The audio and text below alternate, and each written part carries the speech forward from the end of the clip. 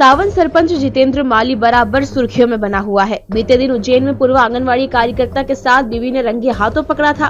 इतना ही नहीं, दूसरी पत्नी ने जमकर धुनाई भी की थी, जिसका वीडियो सोशल मीडिया पर जमकर वायरल हुआ। वहीं जिसके बाद से जितेंद्र माली की अय्याशी, भ्रष्टाचार और गैर कानूनी कार्यों की शिकायतें लगातार की जा रही है।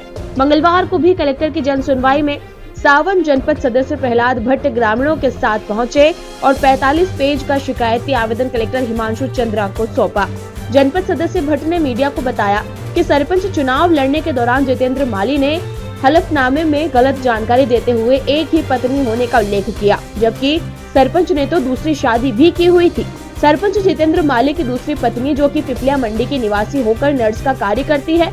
इतना ही नहीं, सरपंच द्वारा ग्राम पंचायत में होने वाले निर्माण कार्यों में भी भारी भ्रष्टाचार किया गया है।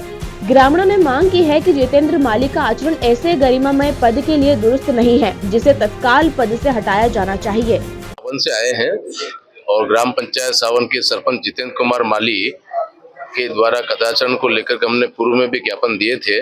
आज माननीय कलेक्टर साहब को हमने उसके विवाह से संबंधित, उसकी दूसरी पत्नी को रखने से संबंधित, आंगनबाड़ी कार्यकर्ता के को हवस का शिकार बनाने से संबंधित, भ्रष्टाचार से संबंधित समस्त दस्तावेज प्रस्तुत किए हैं और माननीय कलेक्टर साहब से आग्रह किया है कि निर्वाचन के समय सरपंच द्वारा हलफनामे में केवल एक पत्नी का नाम दिया था और बाद में उसके द्वारा जो है दूसरी पत्नी का मामला हुआ। दूसरी पत्नी को भी उसने गोलियां खाकर जान से मारने की धमकी दी और उसकी पत्नी ने भी पुलिस थाने में रिपोर्ट कराया था। अब इस मामले को लेकर वो जो भी लोग उसके इस कदाचारण को लेकर आवाज उठा रहे हैं, उनके विरुद्ध षड्यंत्र करके झूठी रिपोर्टें कर रहा है और कई तरह के मामले सामने आ रहे हैं। लोगों को परेशान कर रहा है। पहले भी एक महिला दो महिला सुपरवाइजर की शिकायत करके उसने ट्रांसफर करवाया। जो उसके दबाव में आ जाता है वो उसको उसके हवस का शिकार बनाता है और अक्सर वो महिला कर्मचारियों को शिकायत करके ट्रांसफर करवाता रहा है। और अभी जो आंगनबाड़ी कार्यकर्ता है की सेवाएं माननीय कलेक्टर साहब ने समाप्त की है, वो भी उसी का शिकार हुई थी और एक और कार्यकर्ता के विरुद्ध इस तरह का प्रकरण चल रहा है। तो इस तरह से कई सारे फर्जियात हुए हैं। समस्त दस्तावेज हमने आज करीब 45 पृष्ठों में उनको प्रस्तुत किए हैं।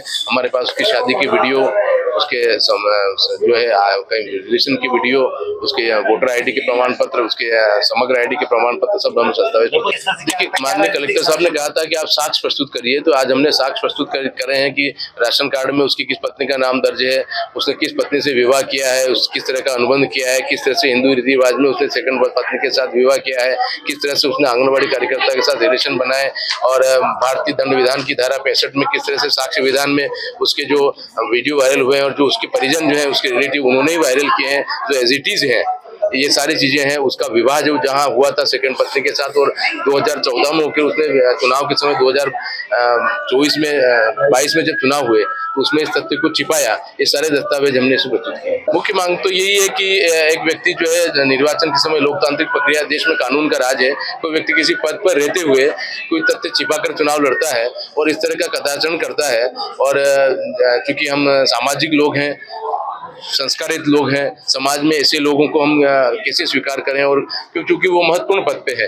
एक व्यक्ति जो है कि किसी महत्वपूर्ण इलेक्टेड पद पर हो तो वो निर्वाचित होकर के बैठा हो और इस तरह का आचरण करता हो तो वो उचित नहीं है और भारतीय दंड विधान की धारा 40 के तहत उसे प्रतिबद्ध किया जाना चाहिए।